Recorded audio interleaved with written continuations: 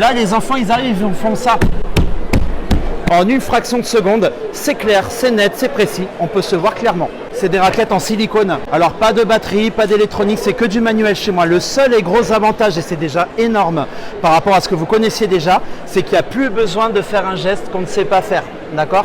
De l'eau, du liquide vaisselle, comme d'habitude. Le mode de nettoyage ne change pas. Ce qui change, c'est l'utilisation de ma raclette. Elle est juste bien pour ceux qui n'ont jamais su manipuler correctement. Parce qu'il faut le dire, il y a beaucoup de gens qui ne savent pas le faire. Manipuler la raclette en caoutchouc.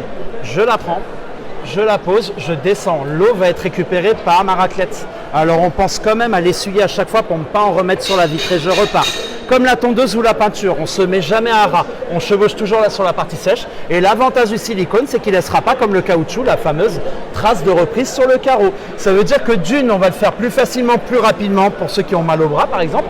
Et de deux, quand le soleil va taper dedans, on arrête de se mettre sur le côté de la fenêtre à regarder comme ça. Alors admettons maintenant, on vient de finir une grande baie vitrée. On vient de finir une grande véranda, d'accord? Elle est propre, elle est nickel. Là, les enfants, ils arrivent, ils font ça.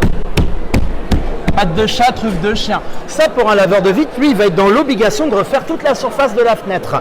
Nous, on n'a pas besoin. On va juste rebadigeonner de liquide vaisselle là où il y a les traces de doigts, là où il y a les truffes du chien, d'accord? Et l'avantage du silicone par rapport au caoutchouc, c'est qu'on ne marque pas le carreau. Donc, vous n'aurez jamais en plein soleil, vous savez, la fameuse trace entre le haut et le bas. On rectifie ce qu'on a besoin à condition qu'on essuie sa raclette, bien entendu, à chaque passage. Si je fais une bêtise, on a droit d'être maladroit, on rectifie sa bêtise où on veut, quand on veut. Si vous touchez le carreau à pleine main, là où je suis passé, c'est sec tout de suite. Alors, il faut le savoir, en vrai, ce qu'on vous montre là, c'est quelque chose qui a plus de 20 ans. C'est pas nouveau, on n'a rien inventé. À l'époque, ça existait déjà. Il n'y avait pas le manche.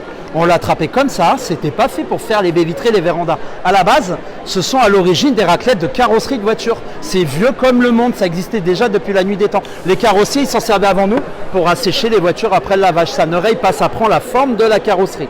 On démarre la voiture le matin, il fait froid, il pleut, des fois il y a de la buée sur le pare-brise. Clac, on évite les traces de la main qui ont fait ça. 20 ans que ça existe, qui a été tout bête à faire, c'est rajouter un manche pour faire les carreaux.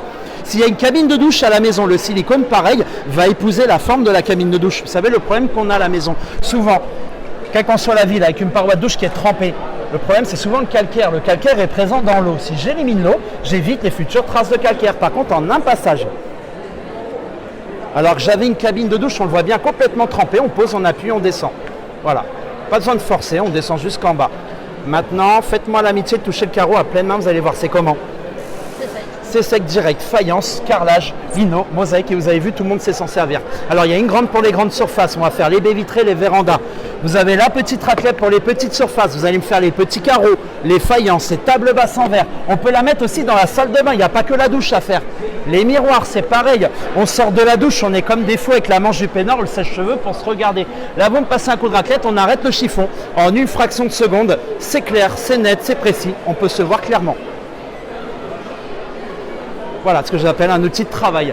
Alors une chose qui peut être sympa aussi, l'année dernière, il y a une dame, elle m'a fait une bonne remarque, elle m'a dit, toi tu es un petit rigolo, ta fenêtre elle est facile d'accès. Elle me dit, je suis au 5e, j'ouvre ma fenêtre, je prends un manche à balai, un chiffon, je suis comme ça. Là vous vissez la raclette ou le mouilleur sur le manche télescopique et regardez bien. Et j'ai terminé. L'avantage d'une raclette où il n'y a pas de méthode, c'est qu'à l'extérieur de la maison, je peux aussi le faire dans ce sens-là. Pare-brise de voiture, Velux, dans ce sens-là. J'ai pas besoin d'essuyer ma raclette, le coule directement vers le bas. Faites pas ça dans la maison, ça coule énormément. Par contre, une baie vitrée à l'extérieur qu'on n'a pas envie de passer 3 heures à faire, et je peux comprendre, je suis comme vous, j'aime pas faire les carreaux, je veux que ce soit fait rapidement. L'idée c'est de se faciliter les choses.